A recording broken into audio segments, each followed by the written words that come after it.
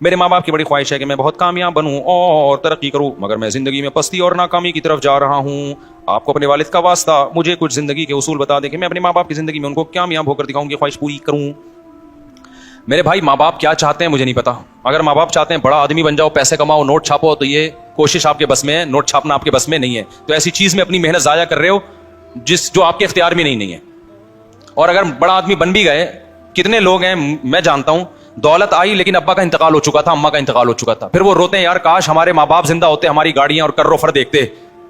تو ان کی اس کامیابی کا ان ماں باپ کو کوئی فائدہ نہیں ہوا. وہ روتے ہیں کہ یار ہم غربت میں جب ہمارے پاس دولت آئی تو اماں ہی نہیں ہے. تو بھائی ایسی چیز کو ہدف بناؤ جس کا ماں باپ کو حقیقی فائدہ ہو.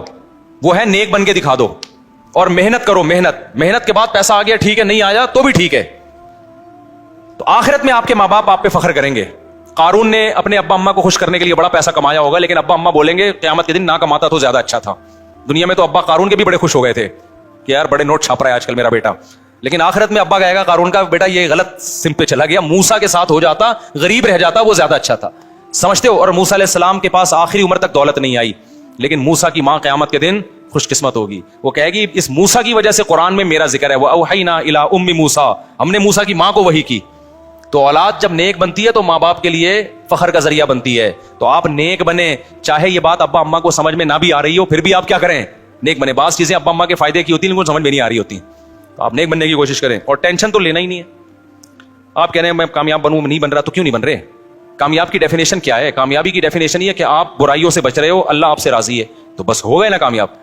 کامیابی اس کو تھوڑی کہتے ہیں پیسہ آ رہا ہے آپ کے پاس، تو وہ تو کبھی آئے گا کبھی نہیں آئے گا. آ جائے تو ابا کو دے دو، نہیں آئے تو ابا کو بولو ابا میرے پاس نہیں ہے تو کیا کروں میں. پھر ابا خام خواہ میں ٹارچر کر رہے ہیں کیوں نہیں کما رہا کیوں نہیں کما رہا، تو پھر ابا غلط کر رہے ہیں نا. ابا کو بولو ابا یہ آپ نے کما لیا تو اللہ نے تقدیر نے آپ کا ساتھ دیا، میں نہیں کما پا رہا تو میں کیا کروں. تو صحابہ کے دور میں بھی تو غریب بھی تھے امیر بھی تھے، یہ تھوڑی کہ غریبوں کو تانے ملا کرتے تھے ابا کی طرف سے.